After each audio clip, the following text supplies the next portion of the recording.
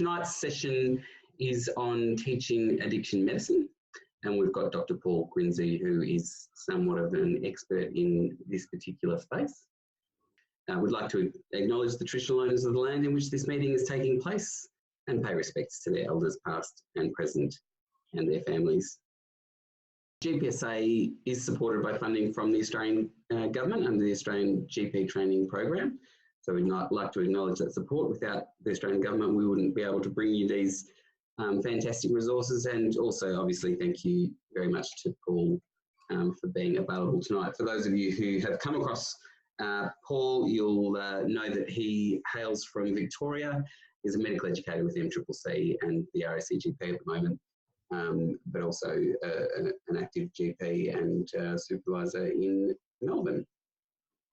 I'm going to hand over to you there, Paul. Thanks, Glenn, and welcome everyone to this hour of looking at how we're going to, ways of looking at teaching addiction medicine to our registrars and to some extent to other parts of our practice, which we'll allude to later on. When I was asked to do this, I thought, how did I learn about addiction medicine? Because I've certainly developed some experience over time, and I thought back to when I was actually a registrar. I was lucky enough, in hindsight, to have had the opportunity to do a rural addiction medicine term as part of my very early general practice training as a registrar. And I did that because I thought, gee, my training up to this point is pretty crap. Really had no idea what I was doing. And so I thought I'd just dive in the deep end, get some skills, dive back out, and hopefully never come across it again, apart from the occasional patient that came through my door, and actually found it was actually quite rewarding. And it's become part of my general practice ever since. It's also become part of my medical education practice ever since. So I'm looking forward to sharing some insights. The structure of this tonight is going to be looking at various aspects that I've found through my experience in teaching registrars, both from a medical educator as well as a supervisor point of view, areas that they found deficient or confusing, and some of the things that I found helpful in helping them gain a little bit more confidence and strategy around the various complications and complexities around addiction medicine. So thank you again for inviting me, and I hope I can do this hour justice. We're going to start off initially with a poll, because I'd like to know where you're actually from. Hopefully we've covered all parts of the globe, and the International Space Station people aren't actually signing in at the moment. I think we've covered everything else with the international bottom there, but interested to see where you're from. So pretty much at the moment, universally Eastern Seaboard, with a predominance of New South Wales. So welcome everyone, and for those that are unable to join us live and looking at the recording, welcome to you as well. Having known that, I'm going to be talking a little bit about legislation later on, and I'm not going to talk about state-specific stuff, as it doesn't vary across the land. And it's also, a lot of these topics, I've got resources to go with them, and towards the end I'll give you a link to pretty much all the resources. So if I'm referring to something during the talk, there will be a link later on that goes and provides that to you. So don't feel fretful if you have to sort of start to Google halfway through the webinar. It will be provided to you at the end. Let's get going. I'm also involved as medical educator teaching supervisors do some supervisor professional development. And so this slide here is something that we use quite often. So this is something that you already know. This is about teaching opportunities, and I put the word addiction in there. But this is stuff that you probably already do in the majority, and maybe a couple of ideas that you maybe not do because you don't find them that useful, or maybe forget about them. So I'm going to just reveal the different things that you would be doing as a supervisor currently. These are all different strategies. Most of these are sort of often done in a formal teaching thing, but there's also the ad hoc, informal corridor encounters. So there's nothing new there. Now we're going to come back to this towards the end of this workshop, and hopefully, having looked at this slide right now, thinking, oh, okay, there's a couple of opportunities, and thinking about addiction topics where you'd fit them in. And I'd like you to, at the end of this, possibly to reflecting and say, actually, there's more opportunities than I thought. But we'll get to that point. So we'll come back to this slide a bit later on. To start with, I'm going to ask you a question, and I'd like a little bit of chat box. So in the chat space, I'd like you to add some responses to why do you think registrars struggle with addiction medicine? We're making the assumption that registrars struggle with addiction medicine, which is more than an assumption. From my experience, it's much of a truth. There's a few registrars that are comfortable, but the vast majority do struggle with this topic. So I'm interested to hear from you guys and gals, what your experience is in terms of where the struggles are. They could even be your struggles, to be honest. I can give you a bit of a hand with that. We've got stigma, lack of exposure, no exposure, what is, so defining addiction medicine, no addicts, little exposure, not addicts, little exposure. Okay. Very good. Okay, well, actually, that mimics a lot of my experience in terms of things. The key areas that I have found have been issues. Actually, before I get to those key areas, I want to reveal the non-exposure part is more about awareness. Addiction medicine, which is one of the reasons I actually find it quite engaging in terms of my clinical work, is that it really hits a lot of nerves and it really has tentacles across a lot of our health areas. So if you're thinking about alcohol and how that may affect things, it affects pretty much every organ system. Most of our presentations that you come in, there could be a link to actually ask about alcohol, either from a screening point of view as a health assessment or as a potential contributor to the condition or an issue to consider in management. So there's lots of opportunities, and often when people say, I don't see it, they're often thinking of the very tip of the iceberg type patients rather than what actually is really common across our community and also through our general practice clinics.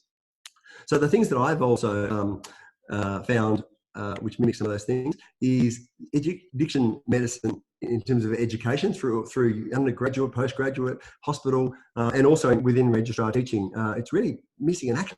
It is an area that I'm finding, and again, I've got a little bit of a biased viewpoint, but I'm finding it, really it flavours a lot of my practice, and not just the patients that are coming in with that specifically. So it is about seeing it, but unfortunately, from a curriculum point of view, it's often integrated, it's often overlooked, and compared to other big topics, it's certainly not covered very well. So for all of us, we're often feeling we don't sort of trade in this area, and that's a common issue. A second issue here is a lot of registrars find it's a very emotional issue, either from a personal point of view because of personal family issues that they're bringing in to that consultation from their own personal lives and finding that confronting, and more commonly some of the emotional stuff that comes out of these presentations and the registrars find them challenging, like any other emotional issue. It doesn't have to be around addiction, but it is a challenging consultation, and it's a skill set that has to be learned and taught.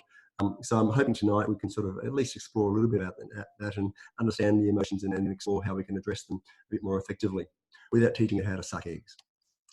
Another area that the registrars are very apprehensive about is this sort of minefield, where it's a medical legal minefield in terms of the legislation and the rules around that, or the minefield about inheriting a patient for their own practice. Maybe there's a doctor that prescribes slightly differently to the other doctors, and when that registrar inherits that patient from a short-term or long-term point of view, there's a lot of anxiety about it.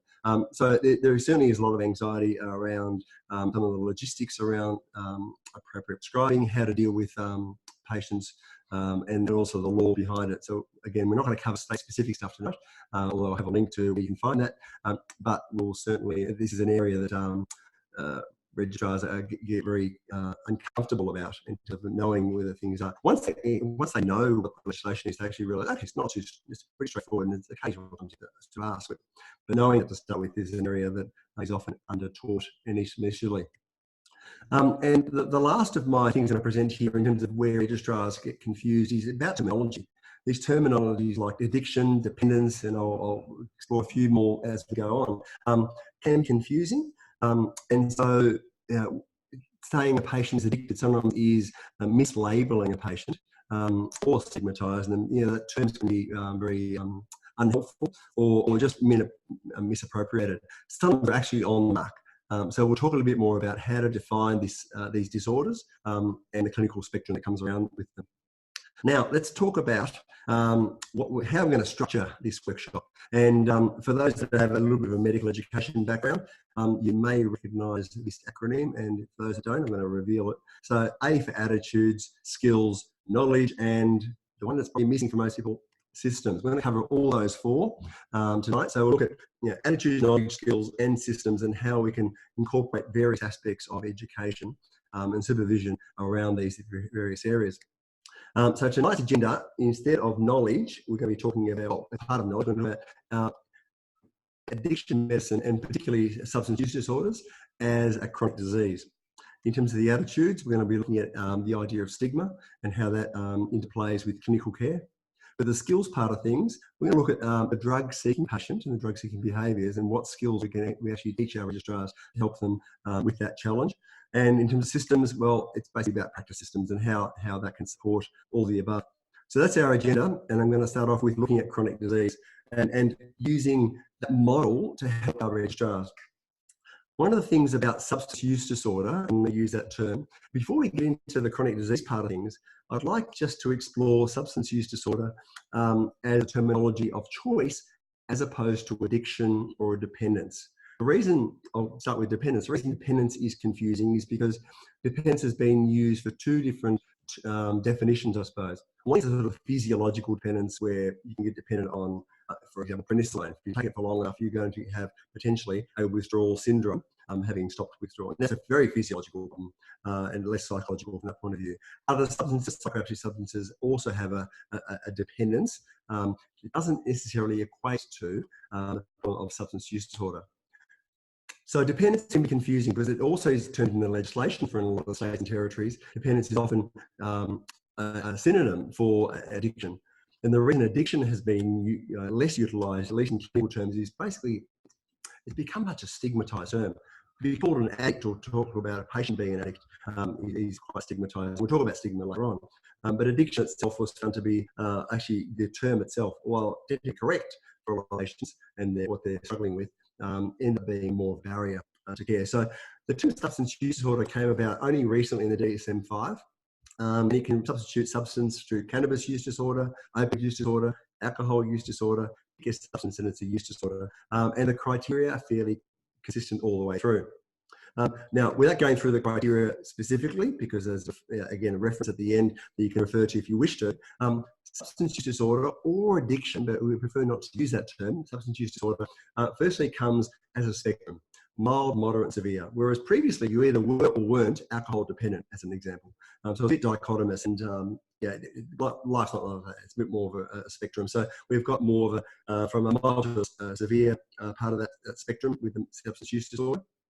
And the criteria, the main one I suppose that's really important here to evaluate is for a registrar, teacher registrars to actually inquire about cravings. How much of that internal dialogue is the patient having, that self-talk that is driving or at least making it difficult to not adhere to maybe their rational belief, which is I shouldn't drink or I shouldn't smoke or I shouldn't inject, but they still do.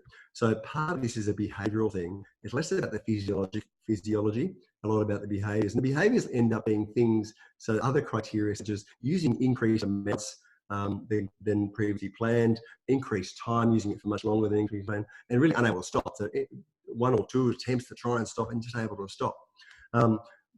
Some other criteria looking at how much time is spent throughout the day for a patient who is suffering from a substance use disorder, either in acquiring, using or recovering from a drug. So you think about alcohol, someone who's got a severe alcohol use disorder will be probably drinking throughout the day or recovering like in a hangover type of effect. So a lot of their time is taken up. Related to that, other criteria relate to the effects of the use. And so interpersonal effects, so relationships breakdown, marriages, workplace relationships, and also functional effects and how much people can fulfill their obligations, whether in the home, within friendships, within the workplace or at school.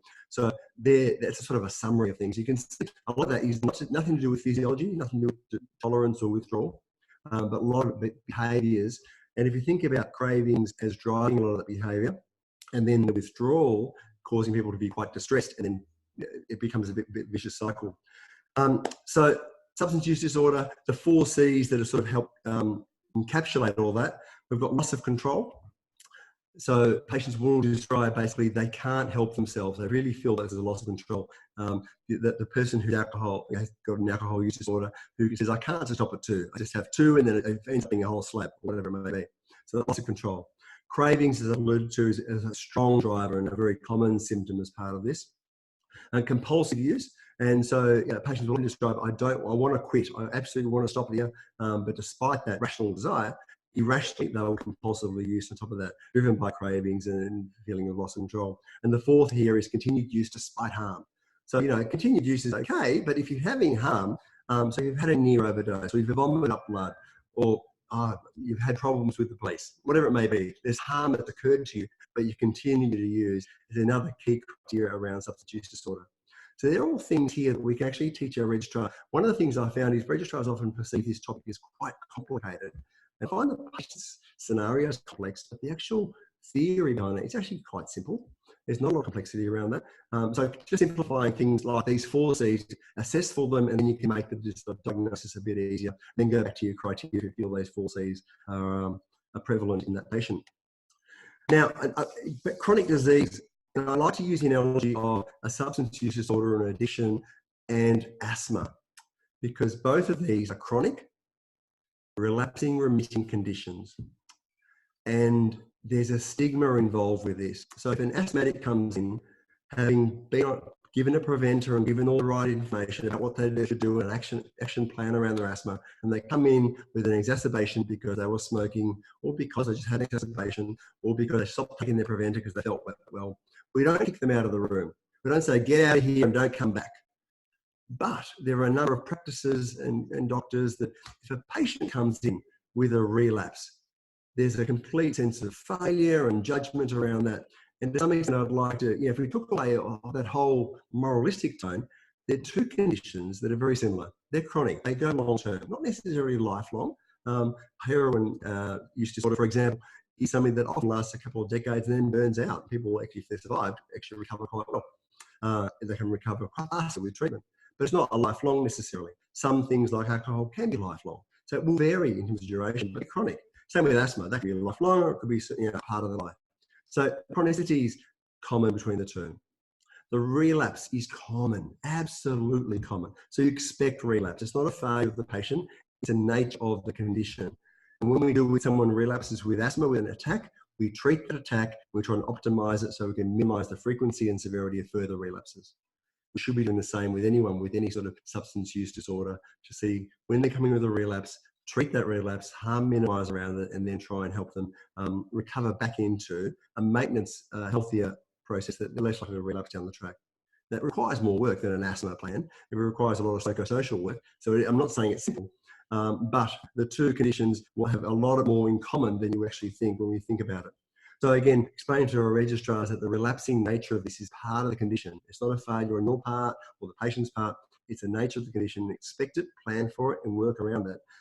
It's a bit of judgment, and also the patient can perceive a bit more understanding of what's going on rather than feeling like they failed, because that psychosocial or the psychological self-belief can certainly become counterproductive for the patients themselves. Now, on this topic, this is an old slide from a very old paper, but so I've got some older terminology, and it was looking at prescription opioid users, but this can be for any substance really. And we go from patients who have been prescribed it for an indicated condition like pain, or those that are using it for non-indicated, non-medical users.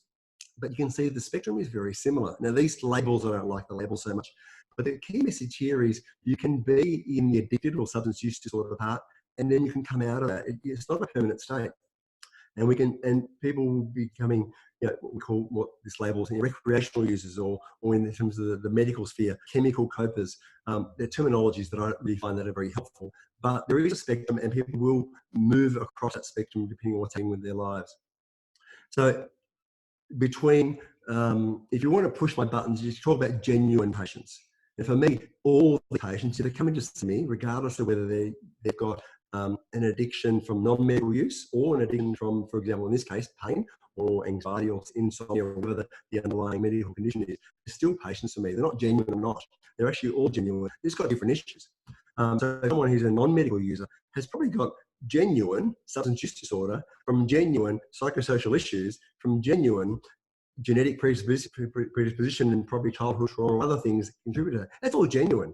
The fact that there's no medical indication for that doesn't make them disingenuous. So I think, again, taking away some of the stigma around language and start calling people genuine pain or genuine anxiety is just probably a way of us avoiding, maybe subconsciously, the caring role that we should be taking on, at least in my opinion. Now, so I'll move on from chronic disease and talk about stigma, because we're sort of getting into that point already. And so stigma really is a significant blot on the clinical care.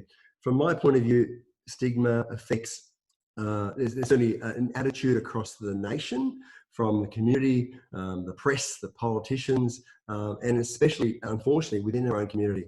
term drug seeker, the term drug addict. There's a whole bunch of terms, and I won't go through the whole bunch of them, but the language you use, and particularly the attitudes that we take on from the community, are actually a hindrance to care. So patients, if they're perceiving any stigma from even some subtle language, you're prescribing a drug of dependence. That patient has no particular complications or anything, and you want it, you're doing it, without any real concerns about anything, and you're warning the patient, look, you could become addicted to this. Just that terminology itself suggests that that's a really bad thing, and it is potentially, but it also implies, maybe subconsciously, that the addiction is something that is absolutely to be avoided, as if it's a choice. Now, having spoken to many patients with various substance use disorders and many addiction specialists globally, I've often asked, especially the specialists, have you ever met one of your patients who actually decide to become addicted? Whether it's gambling or Facebook or heroin or cocaine, do they actually decide to become addicted? And universally, everyone says, well, no one ever decided to become addicted. So think about addiction as a complication of the substance and the patient's the milieu of their life, whether it's psychosocial, developmental, genetic, whatever it may be. It's a complication of that. It's not a choice. And if we can take away some of the stigma about developing an addiction or a substance use disorder, take away the stigma from that, we can actually allow patients to open up to us. And on the inverse, we can actually open up to them. Because I think both it's a barrier to get accessing care, it's also a barrier for us caring for our patients if we're taking on that stigma and judging patients. It is very difficult. And I'm not, I put my hand up, I fall into a trap far too often for my own liking, because we do take on values of our society, and unfortunately those values from a clinical point of view with the stigma aren't helpful. So stigma is a particular issue. Now I'm going to move on to a related topic, and that's drug-seeking behaviours. And so I'm going to talk a little bit about drug-seeking behaviours to sort of explore those further. And then we'll talk about an area that I find can be helpful in terms of giving some registrars some extra skills around this. So the term drug seeker, I think, again, is a stigmatising term. I prefer to swap it around and say a patient with drug-seeking behaviours, because that's what we're seeing. We're seeing the behaviours, and they could be deceit, they could be manipulation, they could be threats, they could be tears and sadness and the whole story behind it, but they're different behaviours that we're seeing. It's not about labelling the patient as a drug seeker, and I find that really, again, I find it's a barrier to care. So the behaviours will vary, and I'd like to explore why they occur, because I think if we can look at beyond the actual behaviour, we can actually find opportunities to care rather than opportunities to actually disengage. Of course, there are times where it's absolutely dangerous and things we have to disengage, or it's absolutely inappropriate what the requests are, have to disengage to an extent. So let's start trying to look at understanding manipulation to start with. So if I was to put you all now, wherever you are, whether you're in your car, in your house, you're still in your clinic, I hope you can get home, so if you're in the clinic, but if you're wherever you are at the moment, if I were to lock you in that position there, have you locked in, and I had the key, and I wouldn't give you the key unless, or maybe it was under code. I couldn't give it to you without you convincing me to give it to you. And I was convinced not to give it to you. And your bladder started getting fuller and fuller and fuller. Or you're getting hungrier and hungrier and hungrier, or something, you have to get out. Then you would start to be deceitful for me. You tell me some lies about why you have to get out. You might get angry. You might put on the tears. You might put on all the behaviours that we see from a patient who we describe as drug seeking.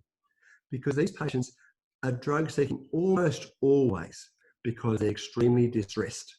Distressed psychologically, but also often distressed from a physical point of view. They know if they don't get the prescription now, and from you or someone else, or the registrar or someone else, then in the next half an hour or the day, their body will start to withdraw and they'll feel like they're dying. So rather than go through that distress, it's much easier to put on the tears or the anger or the threats or whatever the behaviours are and get what they need, what they think they need. And that's the key part here. So manipulation is a bit like something, the emotional patient, the angry patient. You can see the anger or the emotion, but try and explore a bit more about the reason behind it. So what I say with my registrars is basically try and put yourself into the Matrix Keanu Reeves mode, where the bullets are coming at you, these emotional bullets are coming at you, and you can duck and weave. Don't let them hit you, but observe them and then see the patient behind it, see why they're throwing these darts at you. Now that's easier said than done. When it's emotional, the high stakes, everything's running, but it takes a bit of skill. And this is where one of the things you can do as a supervisor is role playing high emotional states, or reverse role play and get the registrar to role play those emotional states. And then you role model how you can possibly either diffuse the issue or just observe or reflect back those emotions to the patient. Of course, safety is another issue. We'll talk about that a bit later on. So there are barriers around this. We can't engage every patient, but we need to look beyond this because there's actually really opportunities to care for patients and get quite a rich clinical relationship happening if we can get past initial manipulation for some patients, not for all. So I find drug-seeking behaviours challenging. For me, they're a challenge that I wouldn't say look forward to because I find them always challenging and quite threatening at times. But when I can get past that, I often find they're actually challenging in terms of reward. I find that quite helpful. Now, that may be a skill set way too far for a lot of our registrars, but at least you're allowed to explore why a patient's emotional. And it's usually not personal. It's not usually about you or the registrar. It's about the patient scenario and how desperate they are at the time. So what I'd like our registrars to do is to be able to say no to the drug-seeking request, but saying yes to caring for the patient.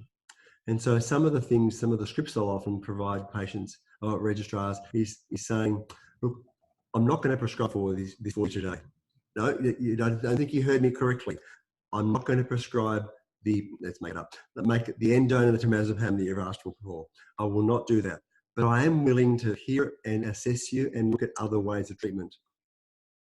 And so that and then they come back and say, no, I'm not sure you heard me. I'm not going to prescribe that. So put that off the table. If you're only here for the prescription, then I suggest you leave. I'm not going to be able to help you. But if you wish, you can come back and we can talk about this.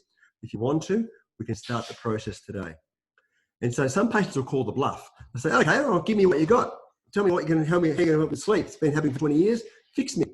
And it's a bit confrontational in that point of view. And my response there is, well, I'm not going to fix you if it's happened for 20 years, but let's start the process. If it's been happening for 20 years, it's going to take quite a while to get this fixed. If you're interested in fixing this without the temazepam or whatever it may be, then let's work on that. Let's start the assessment today, rebook, and then we'll go from there because it's not going to be a quick fix. So I try to take the pressure off, the time pressure off, make it quite clear where my boundaries are. There is a really good article by Nick Carr that I've linked in the resources at the end that go through this in a lot more detail. So I'll refer you to that. So I'll keep moving. Otherwise, I'll get on a little high horse and ride off into the sunset. Now, one of the things that registrars are stressed about when you are talking about offering patients care outside the prescription, so refusing the prescription that may be inappropriate from a patient exhibiting drug-seeking behaviours, but offering care is then what do I do with someone who is on opioids that I need to actually, if they're engaging with, if they are, how are we going to deal with that? So let's just talk briefly about some skills around weaning. And as I alluded to earlier, registrars love the process, making what seems complicated a bit simpler. So I'm going to talk about opioid weaning and some of the things that I would describe to my registrars to help them guide them through when to wean and then how to wean. So a few things. So I asked the registrars to think about when you would wean. And ideally, it's after an agreed time. You would initiate it at an opioid, for example, saying we're going to use this for 2 weeks and then we'll wean off at that stage, just to give you a head start with your physio, whatever it is. If it's an agreed time, then focus on that stage. Other reasons is where I'm comfortable, I'm willing to prescribe. But it could be dangerous to go through a cold turkey withdrawal. So a structured, supported, but prescriber-driven wean is where it's dangerous or inappropriate. I'm unwilling to prescribe ongoing, but I'm happy to wean off to assist the patient and keep engaging the patient throughout that process itself. If there's no functional improvements, with regardless of what you're treating, then you're not actually achieving much of an aim. So again, that's an endpoint. You need to decide what that is at the start. But for the registrar, if they're finding that they're assessing that their patient hasn't actually improved, that's time to wean off because the medication is not working.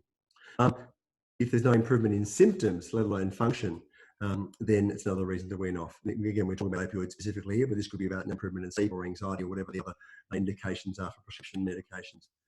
And the obvious one here is obviously if something disastrous is happening with the patient with the medication, it'll wean off or to continue with serious side effects. And the last final one about these reasons to wean off is aberrant behaviours. Now, aberrant behaviours are things like drug hoarding or taking more than prescribed. So it's things that are fairly low key in terms of severity, all the way through to injecting behaviours or on-selling the medications. They're all aberrant behaviours. They're not criteria for substance use disorder, but they are markers that the patient is losing control. And so it's worth exploring if a registrar is assessing and finding out about aberrant behaviours, to then switch into a substance use disorder diagnostic mindset. Another way approaching weaning is to say, rather than just going through as a tutorial, refer to some toolkits. And so we're in a Connection, which is a benzodiazepine specific organisation here in Melbourne, have produced a quite useful benzo toolkit designed for GPs to help a number of areas around benzos, and particularly regimes around weaning off benzos and how to do that and what to look out for. So you can again refer to a toolkit. And when I'm using this, I may well refer to my registrar and say, have a look at this. I'd like you to come back at the next practice meeting and summarise what we're talking. So get them to teach you, and that reinforces their own learning. So another way, rather than being didactic, they can actually be didactic back to you. Now, I'm going to summarise a fair whack of what we've covered with an interview. This is an audio interview. There's actually no real visual for this, so it's a bit of listening here. And hopefully the bandwidth will tide us over. Now, I'm going to call this lady Mary. Mary is one of my patients, and she was very generous to allow me to audio record an interview with her purely for educational purposes, such as this webinar. So I'm very grateful for Mary for offering her insights, and I'll just let this run. If you'd like to put some comments and reflections in the chat room as we're going, feel free to, but I'm going to let it run, just let it breathe, and there's a few messages we can come out with from here. So hopefully this all works. And Glenn, please let me know if it's not working. I'm about to start it right now. Diazepam, I couldn't say when I became addicted to it. It was so subtle. There's no date that you can say on the 6th of December I became an addict. Yeah. At some point instead of taking two at night time, I found it blocked out feelings. Mm-hmm. So I would take a few during the day thinking I can block out these nasty emotions. Yeah. And then, of course, it became more and more. Over a period of time it became more and more, and then I had to extend my doctor shopping and document which doctor I had been to. Okay. Because I had blackouts. I had no memory afterwards. And how much do you think you're taking? Probably, on some days, probably between 50 and 75 tablets a day. So it's a lot of doctors you would have had to be seeing. That's a lot of doctors because I'm taking 50 in one hit. Yes. And so you'd have them all at once. Yes. Yeah. I can't, no control whatsoever. Yeah. And it's my thinking process that thought, I have to be able to control this. Yeah. How can this tablet have control of me? It can't. I must be able to control it next time, and next time.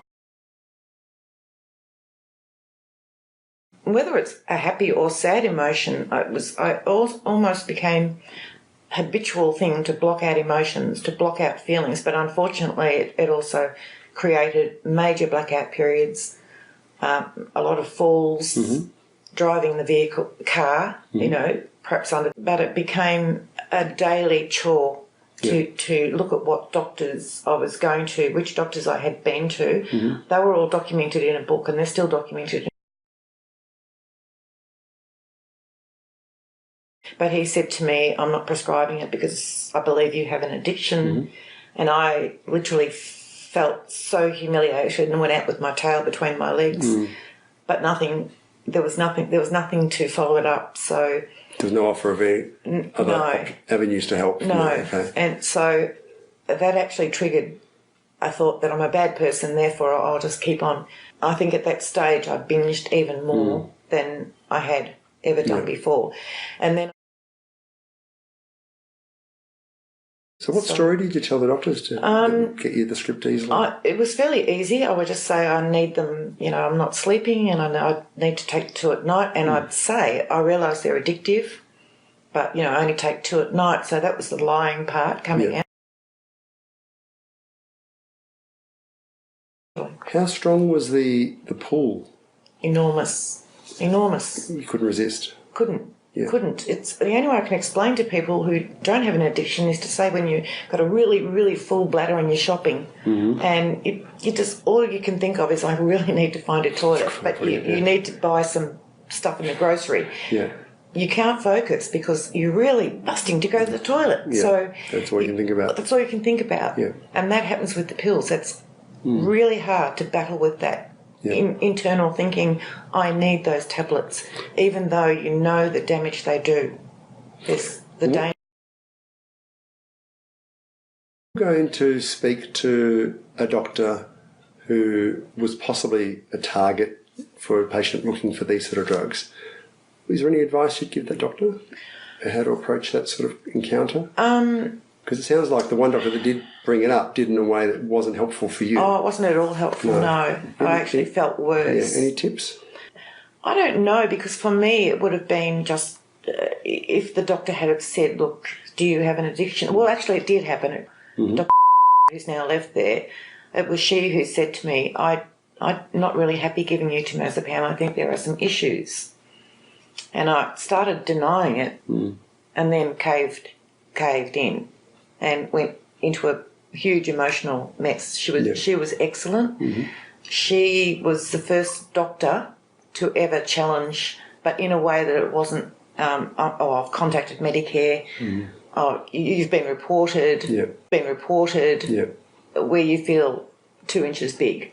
This doctor was kind, supportive, caring, didn't quite know how to deal with how to do the withdrawal program, but she tried. She really tried hard. So you sensed I sensed that she was there. She put me on, I can't remember what the amount of tablets per day was, but on a reducing weekly, it was a day. I'm not saying the doctor's at fault here. I am too, going to the doctors. I take that responsibility. But I just would like to see, I don't know, a bit more proaction toward addiction without saying I've contacted Medicare, you're in strife, you're targeted, because that makes you feel terrible. Absolutely terrible. Absolutely terrible. That interview, again, brings up a lot of things. I was interested that what pricked my interest, she refers to herself at the start as an addict, which is a common thing for patients to do. And I've often, as is my want to often call them out and say, I'd prefer not to use that term, even if they feel like they need to label themselves as that, because I still feel like it's unhelpful in terms of actually recovering and feeling better about themselves, which is part of their recovery. But she also found that being labelled with an addiction, stigmatising and a barrier to care. So it was interesting to hear that. And I think he exemplified the fact that she lost control. She could not control it. The tablets were controlling her. So there's lots of things in that I think reinforce all the above in this webinar itself. All the above are okay, but they really fall apart unless you've got a supportive system that's really going to help the registrar with this. So we're going to go and try and put all this together in various aspects. I'm going to sort of quiz you as an audience in a second. I think there's a poll coming up. It's poll time. So I'm going to ask you about your orientation with your registrars. So I'm just going to get a poll up on the screen. And I'd like you to explore, think about when you orientate your registrars to your practice. Do you formally include S8 prescribing for registrars in your practice orientation? Do you have a policy or something that you actually formally include during orientation? So this is at the very start of the practice when they're getting to know the ropes with your clinic. And again, Glenn, when you think there's a critical mass of responses, we'll reveal the answer there. Okay, I think we've reached maximum there. Let's share results. Okay, so it sounds like 2/3 of you are including an orientation process, and we haven't explored exactly what that looks like. And most have thought of it, and there's a few that haven't thought of it. And so we've got just about 1 in 3 of you haven't actually put that in place. So again, looking at areas of risk for you as a practice and a supervisor, and also particularly as a registrar, and the concern registrars have about this being a legal minefield, it would be lovely for all registrars to feel a little bit more comfortable about processes in your practice. If you don't have processes in your practice, I would strongly recommend putting some processes in your practice. And they could well be triggers to call the supervisor, which could be basically as simple as every single drug dependence prescription I want to be seen or want to be called for, versus other components around that. So I'd like you to think about how they're going to call you, when they're going to call you, and what help you can provide in terms of some systems in your practice. They could be, again, whatever it may be that suits your practice, your community, and the various practitioners in your practice, which will vary a lot. There's no one size fits all. If you're looking for some guidance around this, the College of GPs Part 1 Drugs of Dependence Guide, which again is linked at the end, has some excellent ideas about clinical governance around this and putting some practice systems in place. One area is certainly that I'd be strongly recommending is a practice, if not about all prescribing, at least prescribing above 50 milligrams of oral morphine per day, and equivalent to that in terms of opioid dosing, which could be a combination or things, but that becomes much higher risk for developing an overdose. So it's really where it starts to take off in terms of accidental overdose, and which is quite a big issue. I know there's in Victoria here we've got over 400 people who have died of an accidental overdose in the last year, and opioids and benzos being the primary candidates for that. So again, if our registrars are prescribing, not necessarily initiating, but inheriting, at least getting some clinical oversight about the appropriateness and what the systems are to mitigate that risk would be important. So that's one thing.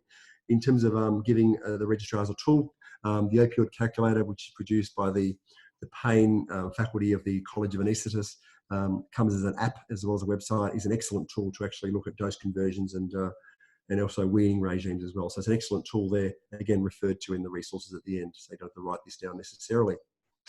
I've got another poll here about your practice systems. So if we can get that one up. And this is about consent. Here we are. Does your practice formally consent patients? So it's about the whole practice when initiating drugs of dependence. And this could be initiating from scratch or initiating because you inherited a patient. Do you have a consent process? Formal consent process as opposed to a verbal consent process? Yes or no? This is all completely anonymous, so no judgment from my point of view, but I'm obviously going to be focusing on one of the reasons why this may be important. Now, I haven't done this poll, the second part too, but I can guarantee, because I've asked the registrars the same thing, does your practice formally consent patients for a skin excision? And it's the opposite. So here we've got 87% don't do a drug of dependence consent. But in general, you would probably say 90% of practices would have some sort of formal written documentation for a skin excision. And then I ask you, if that's the case, which one's going to kill the patient, a skin excision or a drug of dependence script? And unfortunately, it's the latter, potentially. I mean, most patients are surviving, and some of them are thriving. Most aren't thriving, but they're not going to kill. But this is actually our most regulated drug that we can prescribe as GPs. Yet we sort of make it a bit more routine, and we're missing an opportunity here. Now, the consent isn't so much a written contract, making it more legalistic. It's an informed consent to the patient about the pros and cons of this and what the medication is meant to be doing, what it can't do, and some of the risks around it, so they can make a decision around this. Many patients actually describe the fact that they started a medication for pain or anxiety or insomnia and weren't really informed what was going to happen, especially the ones that develop a substance use disorder. Often, I get them referred to me and they say, actually, no one told me I could get addicted to this, could cause these problems that I've got now. Maybe they did, or they didn't hear it, and they weren't in the frame of mind. But documenting this is going to be very important, both medical legally, but also from a patient education point of view. Next poll. This is about emergency procedures, I suppose.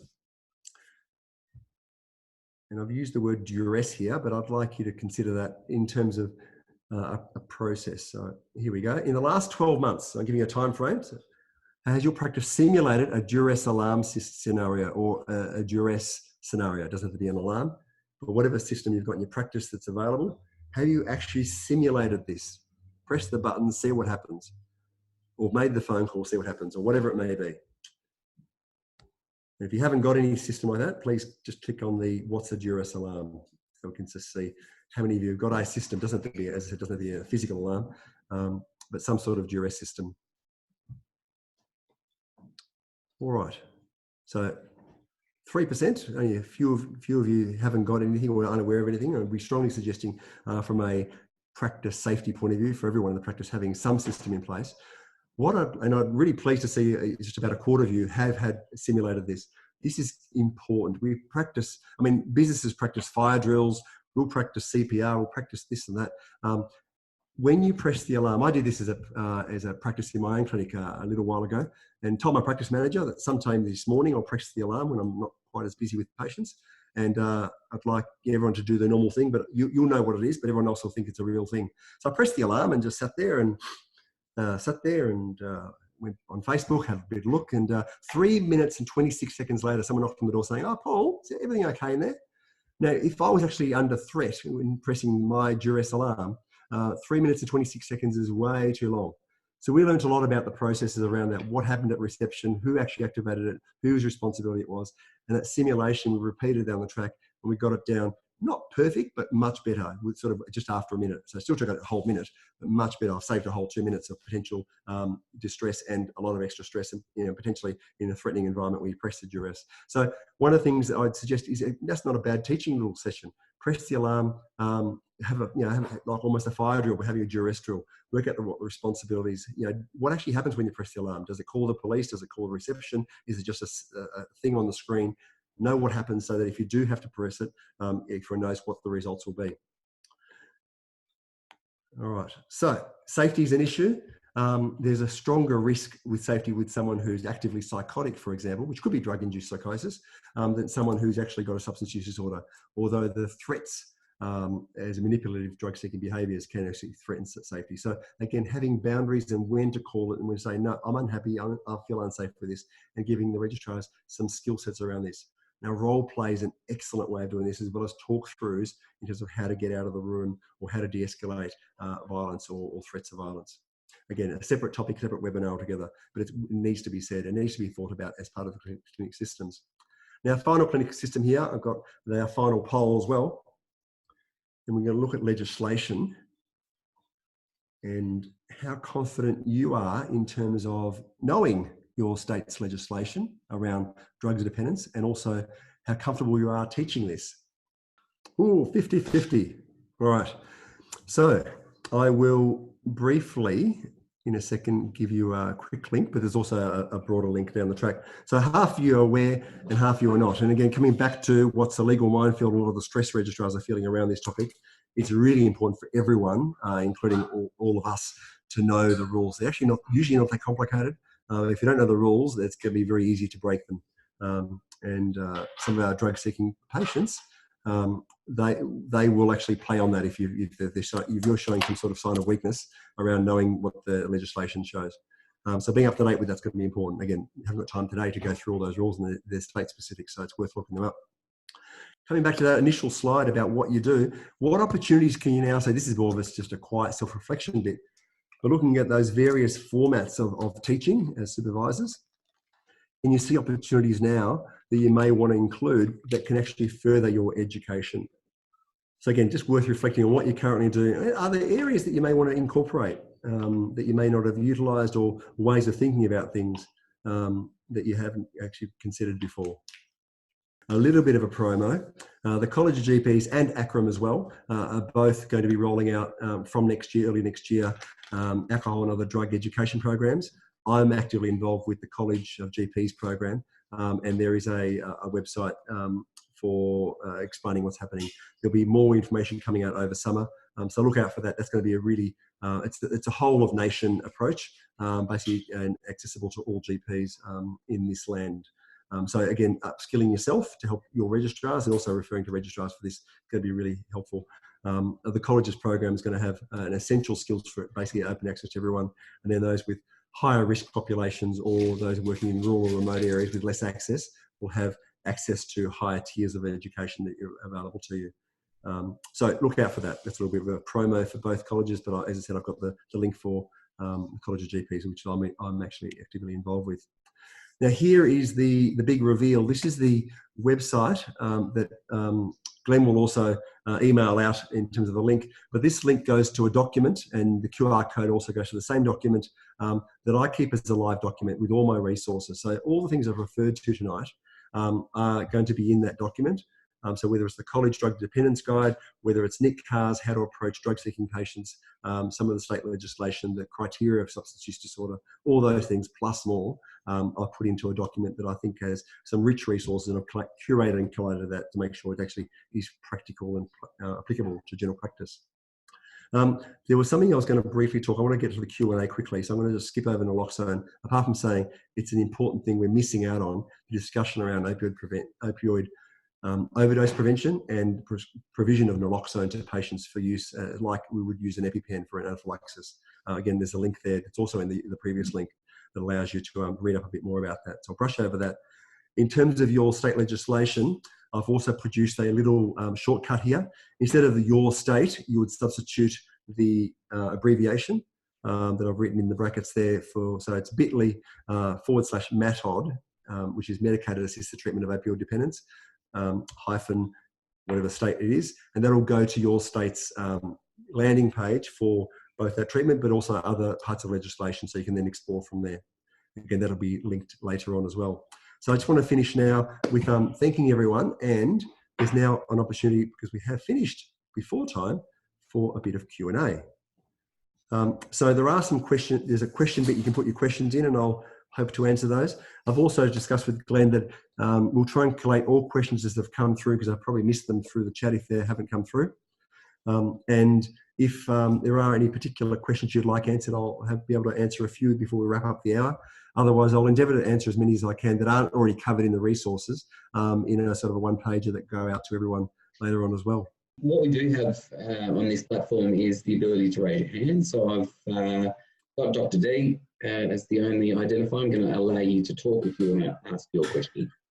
I'm not sure if Dr. D's got a question, but I've seen a question there. What do I do with inherited patients? This is another area that I didn't actually cover in the webinar tonight, but a common anxiety for registrars and all of us really, inheriting someone else's thing. I'm going to refer you to my own article in AFP, which I've had some very good feedback about, that was looking at, I think the title is the Inherited Chronic Pain Patient.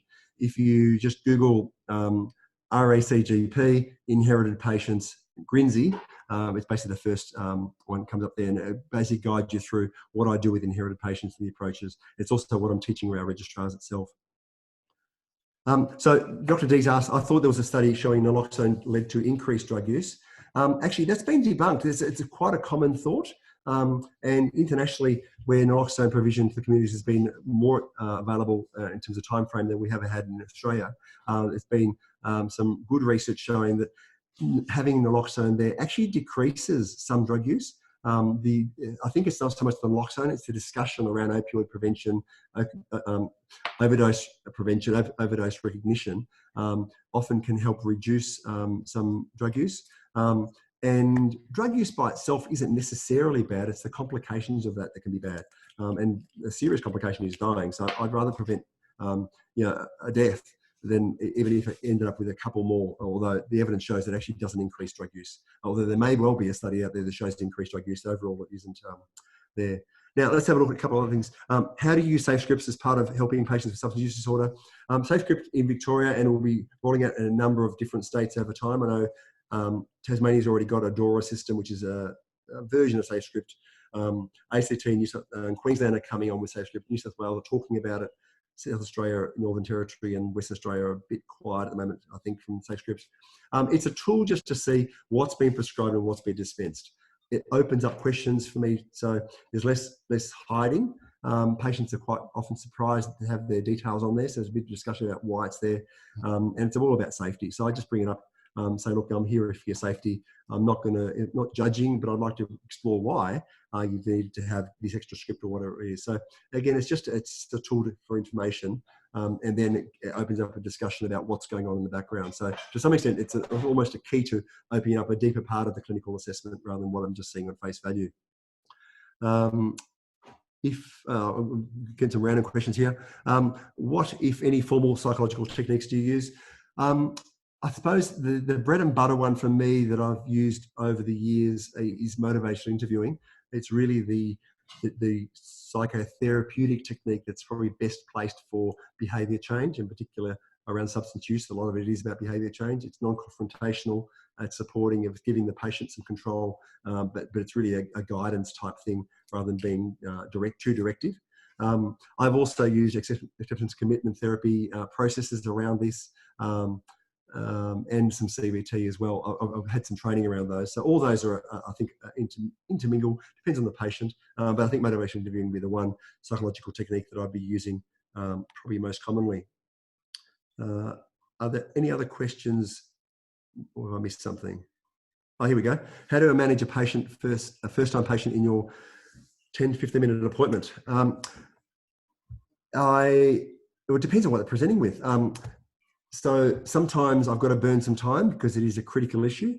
In a different sphere, the suicidal patient, or the patient who's just got a bereavement and booked 10 minutes and is actually falling apart for the first 8 minutes. Sometimes you've got to burn some time, and unfortunately run a bit behind time. We can't be always on time. But most of the time I'm trying to set up that first appointment for further assessment, and so setting it up, so not trying to fix the problem.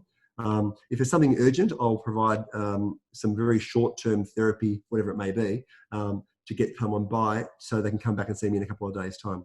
Now, sometimes I don't come back, and that's basically the patient's not quite ready, but they've at least heard that I'm willing to offer care. And I've had a few patients come back years later saying, I saw you 5 years ago, and to be honest, I really wasn't interested, and I didn't want to hear what you said, but I remember you caring for me, and now coming back and I need help.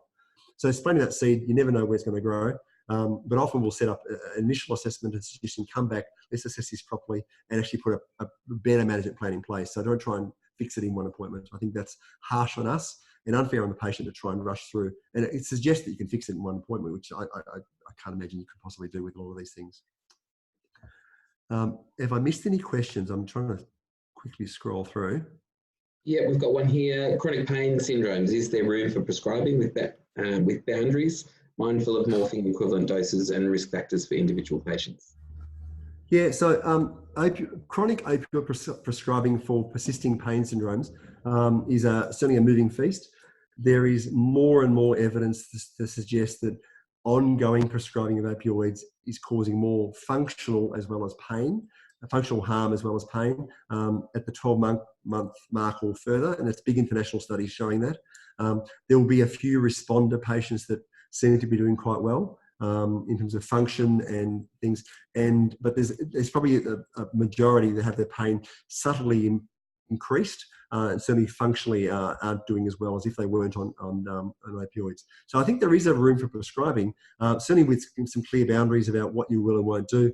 And I'm of the mind that really opioids don't have a long-term role, and trying to deprescribe with the patient where possible.